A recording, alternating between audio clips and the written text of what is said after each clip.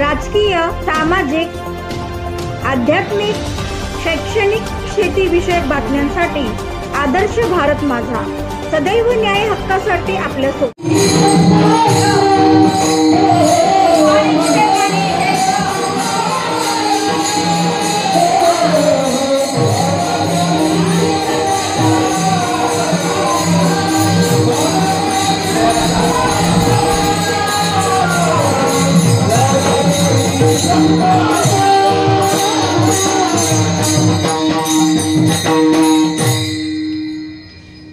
मस्तक हे पायावरी या वारकरी संतांची सेवे लागे सेवक झालो तुमच्या लाधलो निज चरणा. अहो स्वामी तुकया देवा यावरी न करावा वैर विठ्ठल विठ्ठल.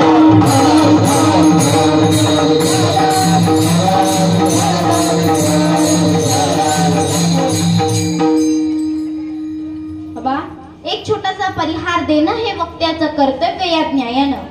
आज श्री विठ्ठल रुक्माई मंदिर सेक्टर 7 नवरात्रीच्या पहिल्याच दिवशी घटस्थापनेच्या दिवशी मूर्तीची प्राण प्रतिष्ठान करणारे राष्ट्रीय कीर्तनकार शेलार मामा. कोण तर राष्ट्रीय कीर्तनकार शेलार मामा यांची हास्य झाली. त्याला 21 वर्ष पूर्ण झालेली आहेत. तर मंडळाचे अध्यक्ष सुनील शेंगोटे काका आणि सेक्रेटरी देवराम भांबरे काका आणि आजचे मला कीर्तन रूपी सेवा देणारे प्रकाश पिंगट काका यांनी मला ही आजची कीर्तन रूपी सेवा दिली. विठ्ठल विठ्ठल.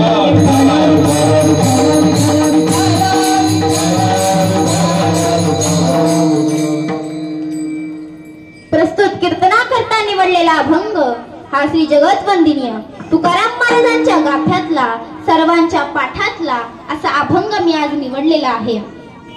बाबा तुकाराम महाराज म्हणतात की स्वतःचे हित कशात आहे. काय म्हणतात? स्वतःची हित कशात आहे याची त्याला जाणीव होऊ नये.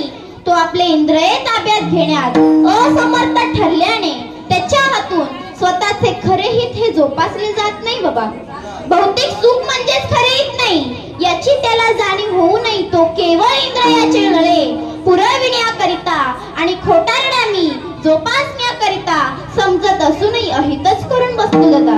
पण सर्वच माणसे अहितच करतात असे नाही. काही माणसे स्वतःचे खरे हित ते जाणून साध्य करण्याचा मनपूर्वक प्रयत्नही करत असतात दादा. विठ्ठल विठ्ठल.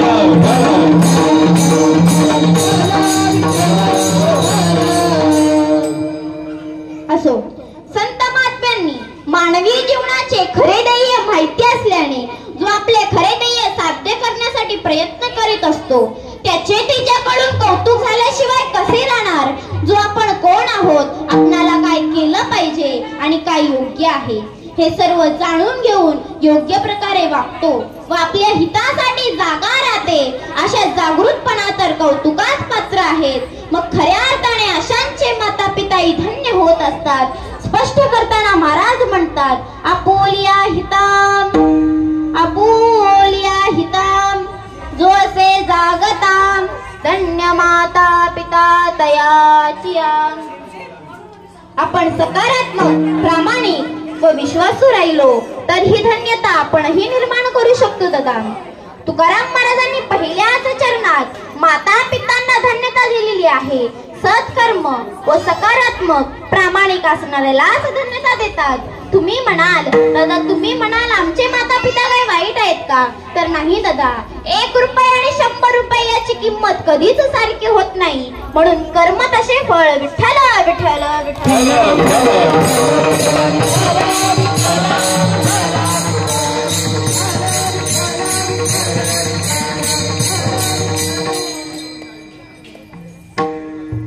प्रत्येकाला चांगले आपले हित व्हावे असे वाटते ना दादा. कुणाला वाईट व्हावे असे वाटते का? तर नाही ना. आपले हित होण्यासाठी संतांची संगत केली पाहिजे किंवा आपण प्रयत्न केले पाहिजे. त्यासाठी चांगले कष्ट केले पाहिजे. स्वतःचे किंवा आपले हित होण्यासाठी मेहनत केली पाहिजे. चांगले शिक्षण घेतले पाहिजे. कुणाला वाटते मी डॉक्टर व्हावे, कुणाला वाटते मी वकील व्हावे, कुणाला वाटते मी इंजिनियर व्हावे, कुणाला वाटते मी कलेक्टर व्हावे, नवे तर या नारदाच्या गादीवर कीर्तनकार व्हावे. तर त्यासाठी संतांची संगत करावी लागेल दादा. संतांचे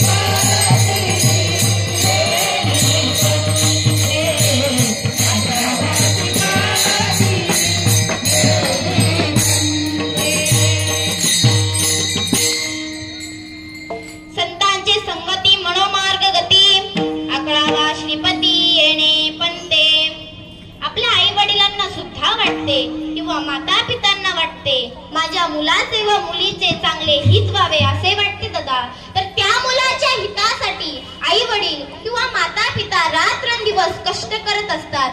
रात्र झाली तरी ती माऊली शेतावरून घरी येत नाही दादा. विंचू काटा जणजणावर सापाची पर्वा करत नाही. कारण मुलाच्या हितासाठी आई वडील हाताचा पाळणा करतात, रक्ताचा पाणी करतात, हाडाचे काढे करतात. कुणासाठी? तर आपल्या मुलाच्या हितासाठी.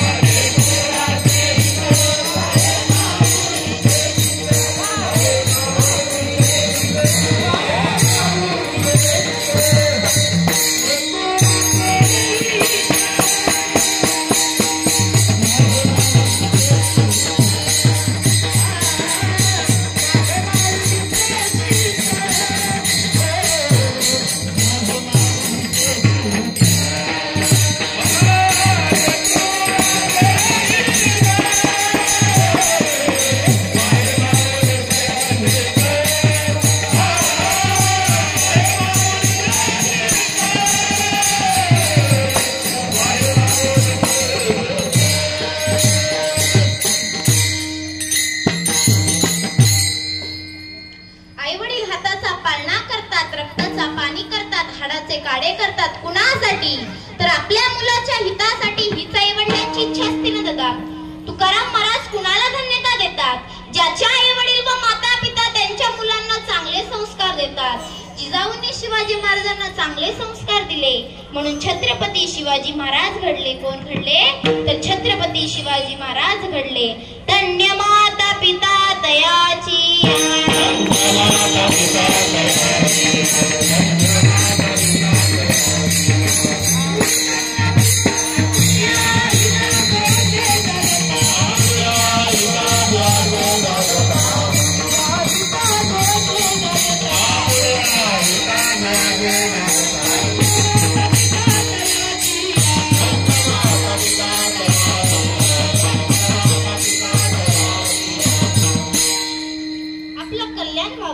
दुसऱ्याचे सुद्धा कल्याण व्हावे, मित्राचे कल्याण व्हावे, आजूबाजूवाल्याचे सुद्धा चांगले कल्याण व्हावे, गावाचे कल्याण व्हावे, वाडीचे सुद्धा चांगलेच कल्याण व्हावे, तालुक्याचे कल्याण व्हावे, जिल्ह्याचे सुद्धा चांगलेच कल्याण व्हावे, महाराष्ट्राचे कल्याण व्हावे, भारताचे सुद्धा चांगले कल्याण व्हावे, नवे तर पूर्ण जगाचेच कल्याण व्हावे व आपल्या सर्वांचं कल्याण व्हावं व हित व्हावं. तेच तुकाराम महाराज अभंगाच्या प्रथम चरणात सांगतात. आपल्या हिताचे असे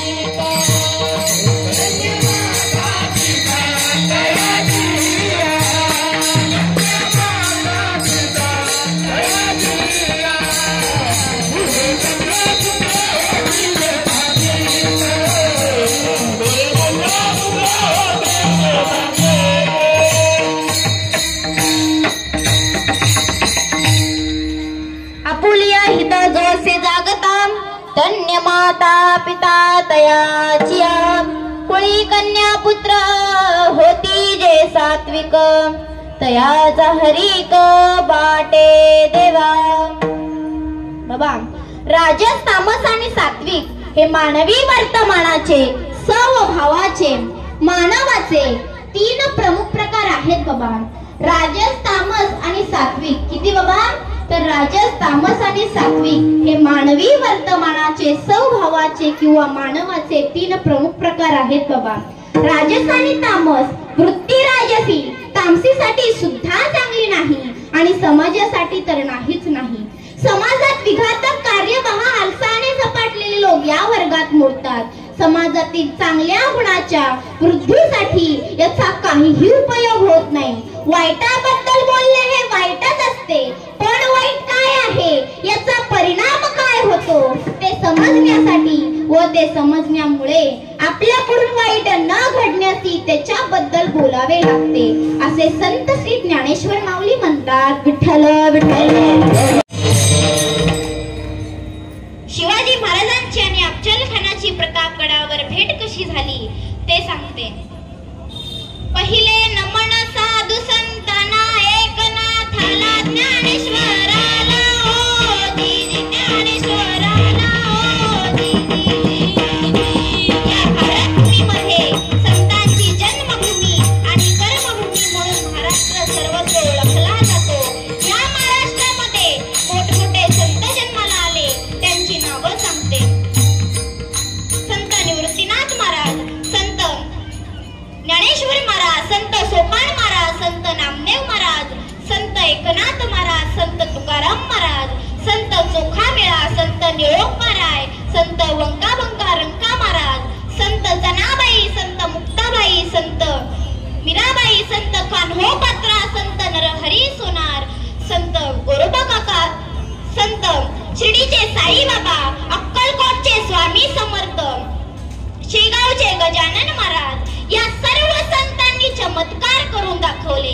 दादा, चमत्कार शिवाय नमस्कार नाही. ज्ञानेश्वर माऊलींनी निर्जीव भिंत चालवली, रेड्याच्या मुखातून वेद बोलविला, नवे नवे तर स्त्रीचा पुरुष केला दादा. आणि शिर्डीच्या साईबाबांनी पाण्यातले दिवे पेटवून दाखवले. ही काही साधी गोष्ट नाही दादा. या पवित्र महाराष्ट्रामध्ये मोठमोठे वीर जन्माला आले, त्यांची नावं सांगते. धर्मवीर संभाजी महाराज, शिवा काशी, बाजीप्रभू देशपांडे आणि नेताजी पालकर आणि वीर तानाजी मालुसरे असे अनेक वीर होऊन गेले. तानाजी मालुसरे राहणारे उमरटगाव, तालुका पोलादपूर, जिल्हा रायगड. विठ्ठल विठ्ठल.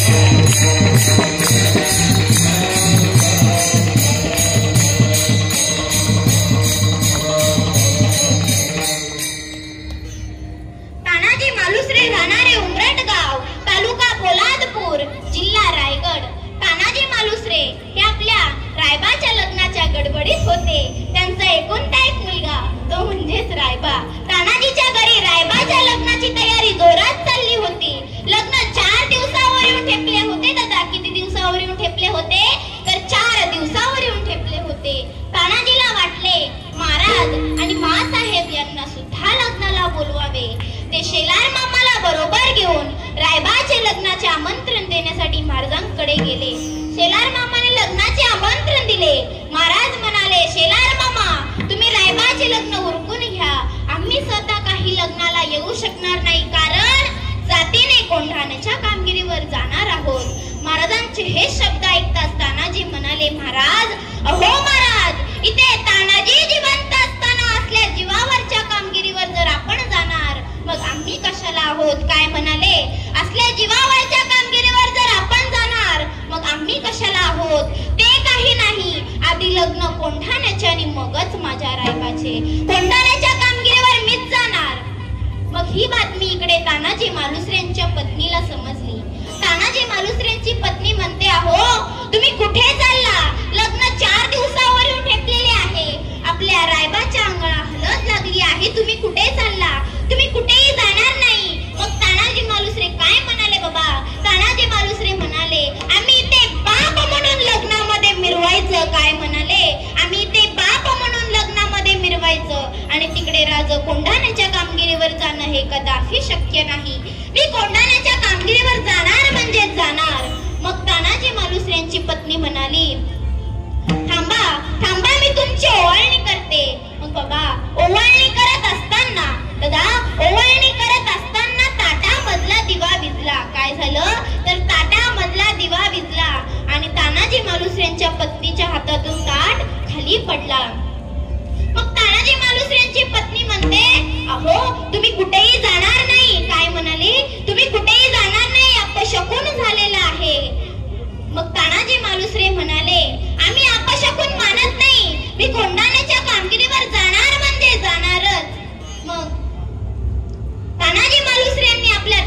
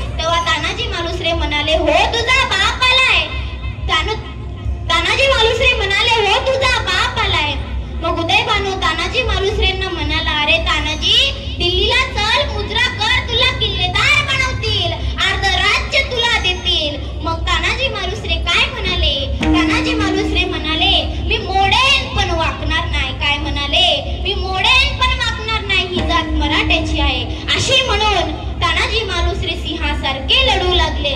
मग बाबा ते लढता लढता मरण पावले आणि तेथे असलेल्या मावल्यांनी गवताच्या गंजी पेटवल्या. हे पाहून हे जिजाऊ मातेने बघितलं. काय बघितलं तर गवताच्या गंजी पेटलेल्या पाहून जिजाऊ मातेने शिवबांना आवाज दिला. शिवबा, ओ शिवबा. काय म्हणाली? शिवबा, ओ शिवबा. आपल्या तानाने गड घेतला. काय म्हणाली बाबा? आपल्या तानाने गड घेतला. तुम्ही जा त्यांच्या स्वागतासाठी. काय म्हणाले? तुम्ही जा त्यांच्या स्वागतासाठी. मग शिवाजी महाराजांनी तेथे असलेल्या मावळ्यांना सांगितलं की पालखी तयार करा आणि पालखी तयार केली आणि कोंढाण्याच्या पायथ्याशी येऊन थांबले. शिवाजी महाराजांनी तेथे असलेल्या मावळ्यांना सांगितलं की तुम्ही गडावर जा आणि माझ्या तानाला पालखीमध्ये बसून घेऊन या. मग मावळे गडावर गेले. तानाजी मालुसरेंना पालखीमध्ये बसवलं आणि खाली आणलं. बाबा कोणच बोलायला तयार नव्हतं. सर्वांच्या मना खालीच होत्या. कोणच बोलायला तयार नव्हतं. महाराजांना नेमकं काय झालं हे कळतच नव्हतं. महाराजांनी पहिली पायरी चढली, दुसरी पायरी चढली आणि तिसरी पायरी चढून पालखी जवळ आले आणि म्हणाले, ताना, ए ताना, अरे रागवलास का रे माझ्यावर? अरे बोल ना. अरे मी जाणार होतो ना रे गड घ्यायला, मला नाही जाऊन दिलंस, तू गेलास. अरे बोल ना, रागवलास का रे माझ्यावर? मग शिवाजी महाराजांनी तानाजी मालुसरेंना हलवलं. मग शिवाजी महाराजांना समजलं की तानाजी मालुसरेंची ज्योत मावळली. मग शिवाजी महाराजांनी तानाजी मालुसरेंना मिठी मारून ढसाढसा रडू लागले. बघा बाबा, शिवाजी महाराजांचं आपल्या मावळ्यांवरती किती प्रेम आहे. मग महाराज स्वतः येऊन रायबाचे लग्न लावून दिले आणि त्यांना आशीर्वाद दिला. तसेच गडाचे नाव हे सिंहगड ठेवले. विठ्ठल विठ्ठल.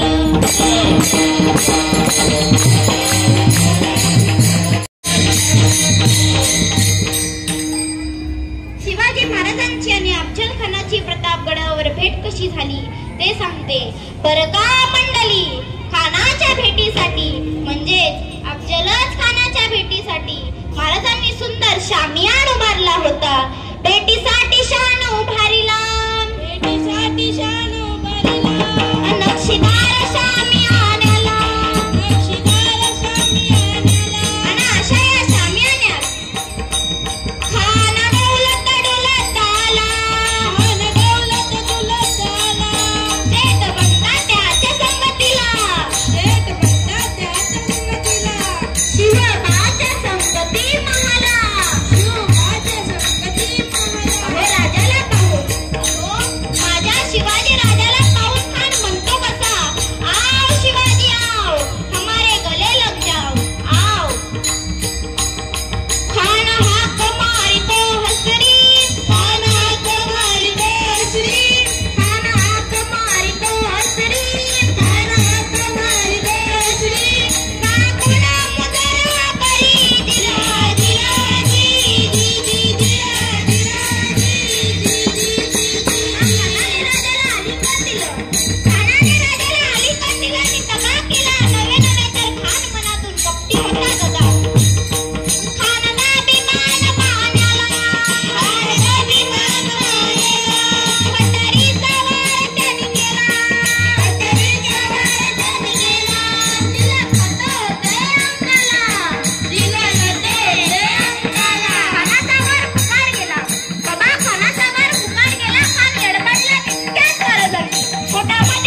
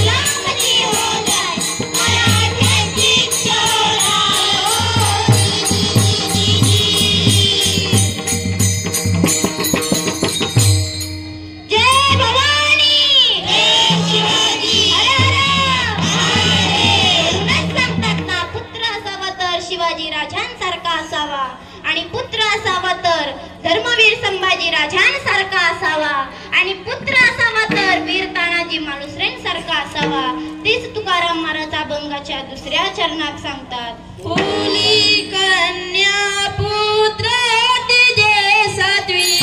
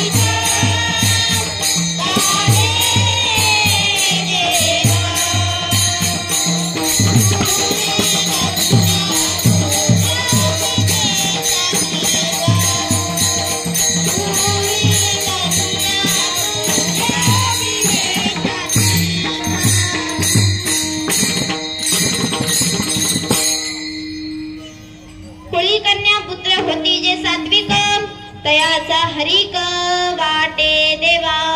गीता भागवत करीती श्रवण अखंड चिंतन विठोबाचे. गीता भागवतासारखे ग्रंथ श्रवण केले किंवा ऐकले आणि ईश्वराचे सतत नामस्मरण केले तर देव त्याच्या पाठीशी उभा असतो. मागे पुढे उभा राहे संभाळीत आलिया घात निवारया. एक छोटस उदाहरण देते. प्रल्हाद लहान वयात असताना अखंड ईश्वराचे नामस्मरण व नामचिंतन करत होता. हिरण्यकश्यपू म्हणजेच प्रल्हादाचा बाप. कुणाचा? तर प्रल्हादाचा बाप. त्याने प्रल्हादाला सांगितले की माझ्या राज्यात फक्त माझेच नाव घ्यायचे, देवाचे नामस्मरण.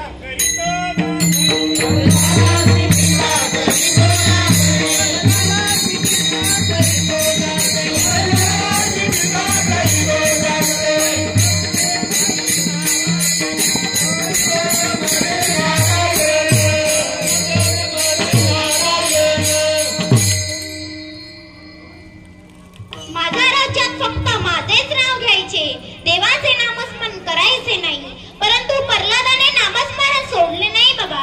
हिरण्यकश्यपूला राग आला व प्रल्हादाला शासन केले पाहिजे हे सेवकांना सांगितले. त्या प्रल्हादाला उकळत्या तेलात टाकली बाबा, तरी काहीच झाले नाही, कारण ईश्वराचे सतत नामस्मरण मुखामध्ये चालू होते.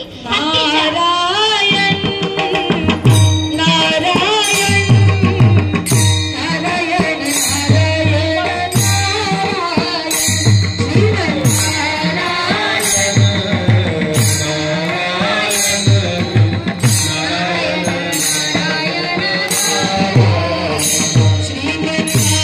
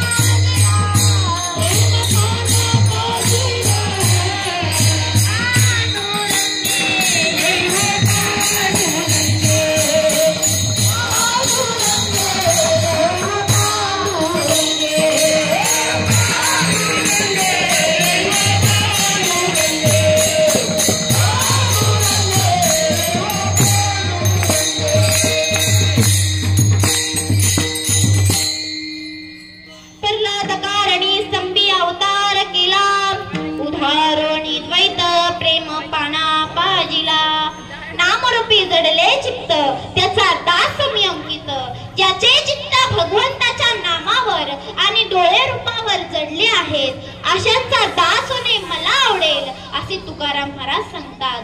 की शुद्ध भक्त कुणाला म्हणावे तुकाराम महाराज सांगतात. तुका म्हणे नवविद्या भक्ती जाणे तोच शुद्ध. नवविद्या भक्तीचे प्रकार भागवतकार सांगतात. कोण सांगतात तर भागवतकार सांगतात.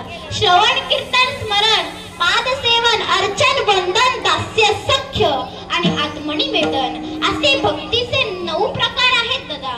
यातील जी पहिली श्रवण भक्ती आहे त्याचे महत्व ज्ञानेश्वर महाराज सांगतात. श्रवणाच्या मीसे बैसावे येऊन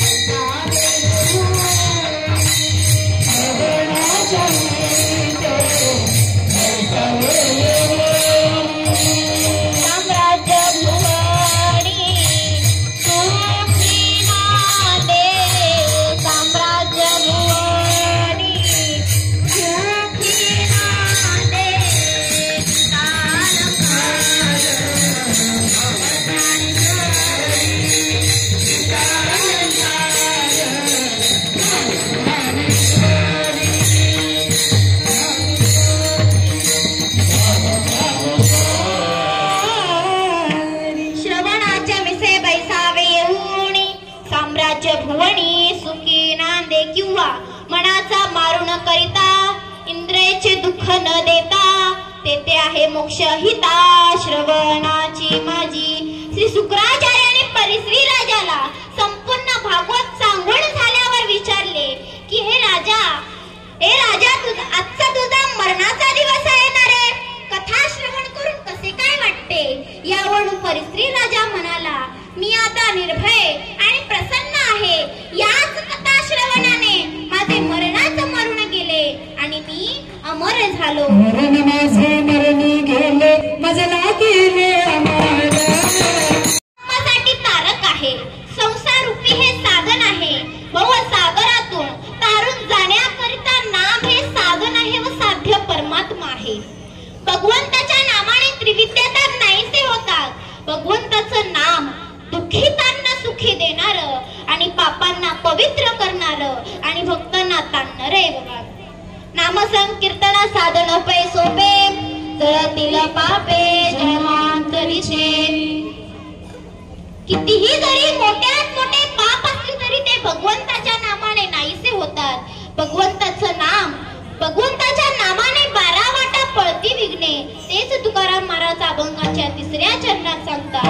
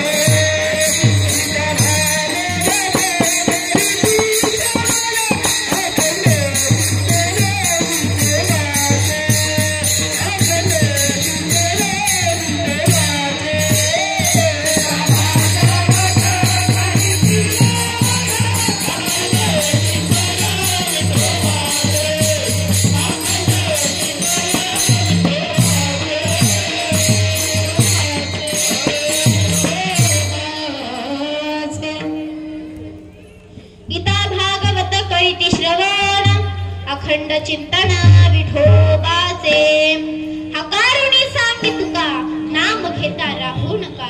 बाबा तुकाराम महाराज हकारून सांगतात म्हणजेच ओरडून सांगतात, हाक मारून सांगतात, कारण तुम्ही भगवंताचं नामस्मरण करा. आता सर्वांनी वर हात करून भगवंताचं प्रेमाने भजन करायचं आहे. केले का हात वर सर्वांनी?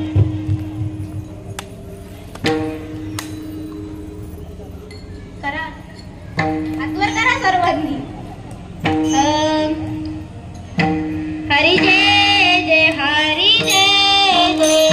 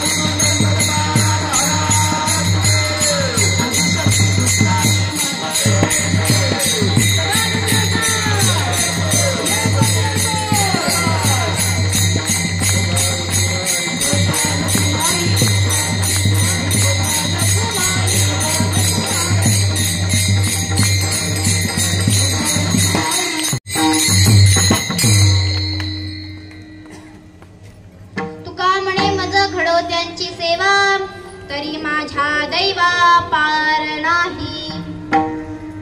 तुकाराम महाराज म्हणतात, देवा तुझी जन्मोजन्मी सेवा घडू दे, माझ्या जीवनामध्ये पार राहणार नाही. तुझी चरण सेवा मला घडू दे. सेवेलागी सेवक झालो, तुमच्या लाधलो निज चरणा.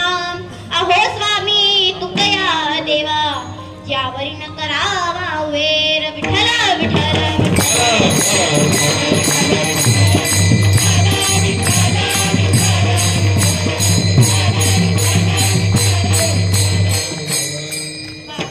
चाकराने मालकाची सेवा करावी आणि पत्नीनेही पतीची सेवा करावी.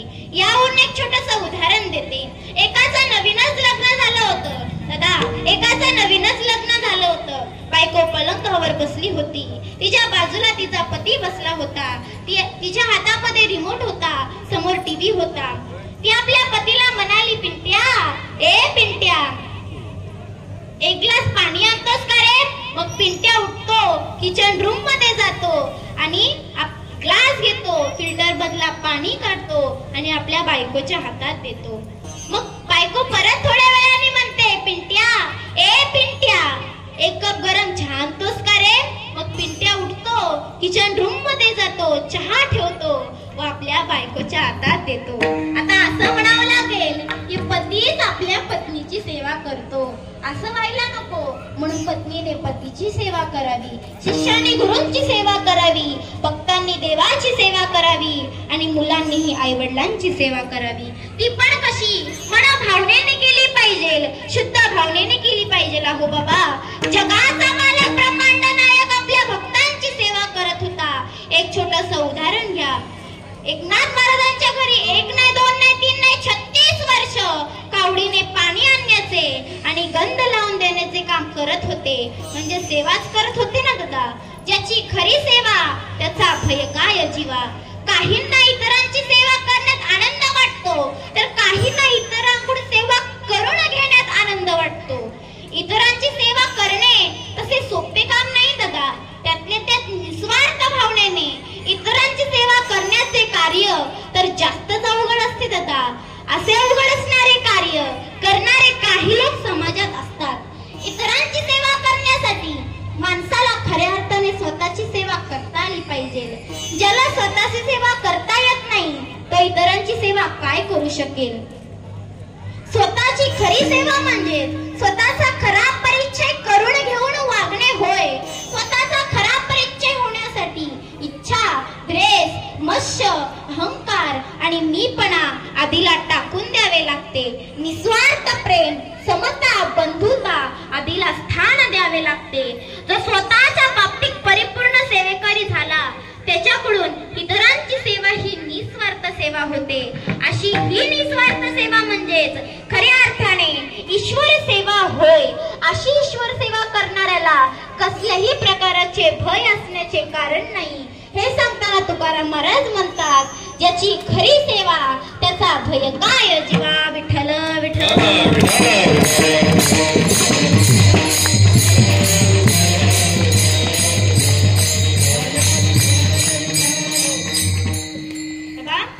सेवा करण्यासाठी मागच्या जन्माची पुण्याई लागते. आई वडिलांची सेवा करण्यासाठी मागच्या जन्माची पुण्याई लागते. त्यासाठी चांगले कर्म करावे लागतात. शबरीने मार्तंड ऋषीची सेवा केली. त्या सेवेने मार्तंड ऋषी प्रसन्न होऊन म्हणाले, काही वर्षांनी रामाचा अवतार होईल, प्रभू तुला भेट देतील. असा आशीर्वाद शबरीला मिळाला. अहो बाबा, पुंडलिकराय आई वडिलांची सेवा हिमन भावनेने सेवा करत होते. ती सेवा पाहून जगाचा मालक ब्रह्मांड नायक द्वारकेतून पंढरपुरात आले. तुझ्या आई वडिलांची सेवा पाहून मी तुझ्यावर प्रसन्न झालेलो आहे. तू कोणताही वर माग. पुंडलिकाला वाटलं की लौकिक जीवनासाठी देवाकडे भीक मागायला जाणं केव्हाही योग्य नाही. पुंडलिक देवाला म्हणाला, देवा तुला जर मला द्यायचंच असेल तर पिढ्यानपिढ्या लोक कल्याणाचा, लोकांचा शांतीचा मार्ग उपलब्ध होईल असंच काहीतरी मागितलं पाहिजे. पुंडलिक देवाला म्हणाला, देवा तुझे कुंभेराचे भांडार, राज्य यातलं मला काहीच नको. मला एकच हवंय, मला तू हवा आहेस. आता जसा उभा राहिला आहेस ना तसा तुझ्या भक्तांसाठीही सतत उभा राहा आणि त्यांना तुझं परम पवित्र चरण दर्शन घडू दे. देव म्हणाले, तथास्तु. तेच तुकाराम महाराज अभंगाच्या शेवटच्या चरणात सांगतात. तुका म्हणे माझा भरतांची सेवा.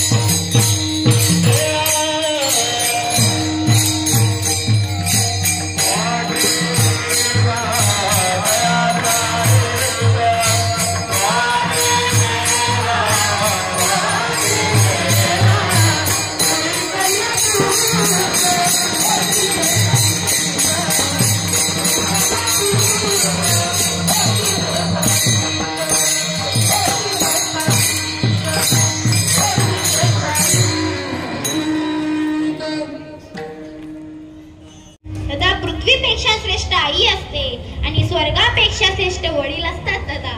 आई वडिलांसारखे श्रेष्ठ दैवत अखिल ब्रह्मांडात नाही आणि तुम्हाला शोधून सुद्धा सापडणार नाही. ज्या आई वडिलांनी तुम्हाला आजपर्यंत अमृत पाजले, तुम्ही त्यांना विष पाजू नका दादा, विष पाजू नका. ही विनंती आहे तुम्हाला. तुम्ही अमाप पैसा कमवाल, तुम्ही जीवनामध्ये अमाप पैसा कमवाल, परंतु तो आई वडिलांपेक्षा तो श्रेष्ठ नाही. कराल तसे भराल, हा न्याय तुम्ही विसरू नका. प्रत्येक मुलावर प्रेम करणारी आईच होय. धनाने सर्व काही मिळेल, पण आईचं प्रेम कधीच मिळणार नाही. ज्याला आई वडिलांची सेवेची किंमत कळेल, त्यालाच सुखी संसाराची गुरु किल्ली मिळेल. आई माझी मायेचा सागर, तिला तिने जीवनाला धार. आई माझी मायेचा सागर, तिला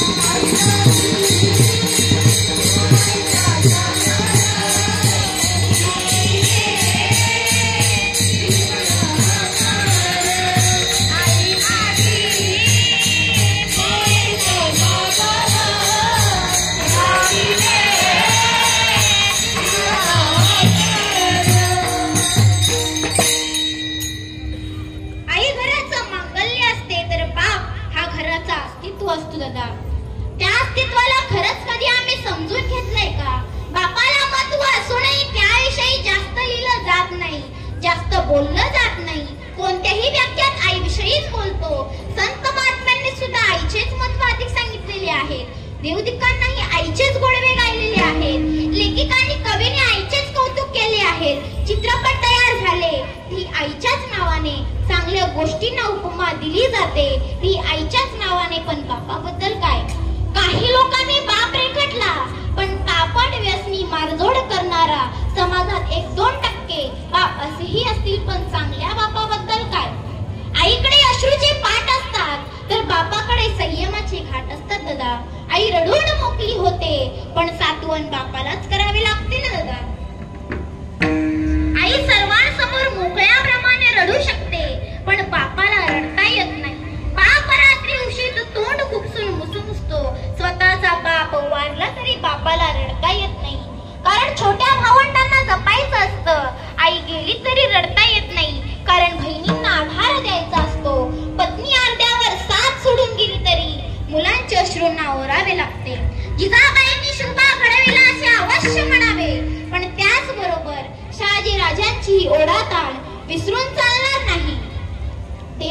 यशोदेचं कौतुक अवश्य करावं, पण यमुनेच्या पुरातून मुलाला कृष्णाला डोक्यावर घेऊन जाणाऱ्या त्या वसुदेवाला विसरून चालणार नाही.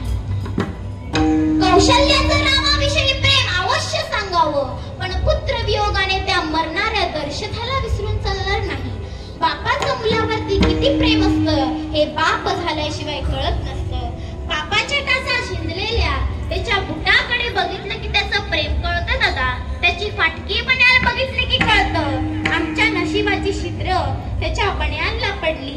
त्याचा दाढी पाडलेला चेहरा काटकसर दाखवीत असतो दादा. तो मुला मुलींना नवीन कपडे घेतील, पण स्वतः मात्र जुनेच कपडे वापरतील दादा, जुनेच कपडे वापरतील. मुलगा सलून मध्ये 100 ते 150 रुपये खर्च करतो, तर मुलगी ब्युटी पार्लर मध्ये 200 ते 150 रुपये खर्च करते. पण बाप मात्र दाढीचा साबण संपला म्हणून बिना साबणाची दाढी करतो, बिना साबणाची दाढी करतो. घरातील आजारी व्यक्ती दवाखान्यात नेतो, पण स्वतः मात्र आजारी पडला तरी दवाखान्यात जात नाही जातो, कारण तो आजाराला मुलीच घाबरत नाही. डॉक्टर त्याला एखादा महिना आराम करण्यास सांगतात. याची त्याला भीती वाटते, कारण मुलीचं लग्न असतं, मुलाचे शिक्षण बाकी असते, घरात उत्पन्नाचं साधन नसतं. ऐपत नसताना मुला मुलींना शिकवलं जातं. छोट्या संकटाकरता आई असते आणि मोठमोठ्या संकटाकरिता बाप असतो. हाताला चटका बसला किंवा ठेच लागली नगरसेविका किंवा आगमन झालेलं आहे. कीर्तन झाले. हाताला चटका बसला किंवा ठेच लागली, आई ग शब्द बाहेर पडतो. पण रस्ता ओलांडताना एखादी गाडी अचानक अंगावर आली तर बाप रे शब्द बाहेर पडतो दादा. कोणत्याही परीक्षेचा निकाल लागल्यावर आई ही जवळची वाटते, कारण ती जवळ घेते, कौतालते, कौतुक करते. पण बाप मात्र गपचूप जाऊन पेढे आणणारा बाप का कळत नाही. कोणत्याही मंगळ प्रसंगी घरातील सर्व मंडळी जातात, परंतु अंत्यविधीला प्रसंगी बापाला जावं लागतं ना दादा, बापाला जावं लागतं. मुलाच्या नोकरीसाठी साहेबापुढे लाचार होणारा बाप, मुलीच्या स्थलासाठी उंबरटे झिजवणारा बाप, घरच्यांच्या स्वतः व्यथा धडपणारा बाप, मुलांना चांगले वळण लागावे म्हणून धडपणारा बाप, घरच्यांच्या मानाकरता अपमान सहन करणारा बाप. बापाचं महत्व कुणाला कळतं? ज्या घरात बाप संपतो ना दादा, त्या घराकडे अनेकांच्या वाईट नजरा असतात. लहानपणीच बाप गेल्यावर अनेक संकटांना सामोरे जावं लागतं. तो जरी वृद्ध असला तरी तो घरचा करता कर्तृत्व असतो. तो जरी वृद्ध असला तरी तो घरचा करता कर्तृत्व असतो. या रूपाने बापाची जाणीव ठेवून सेवा करावी हीच अपेक्षा. विठ्ठल विठ्ठल.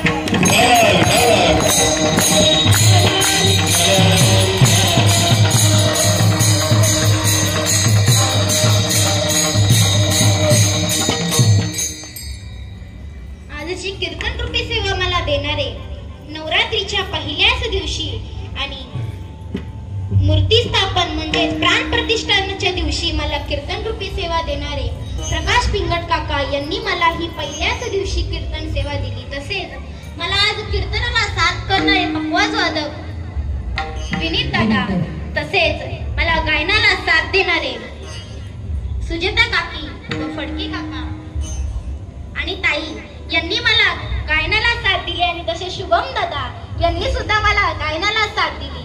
तसेच विनेकरी आई हे सुद्धा 2 तास विना घेऊन उभं राहण्याची साथ दिली. तसे टाळकरी मंडळी हे सुद्धा 2 तास टाळ वाजवण्याची साथ दिली. यांचे मी सर्वांचे मनापासून आभार मानते. तसेच माझ्या कीर्तनाला आलेले देहू वळून पार्टे काका यांचे सुद्धा मी मनापासून आभार मानते. हे माझ्या कीर्तनाला टाइम काढून आले, यांचे मनापासून आभार मानते. तसेच मोहवरून आलेले काका आणि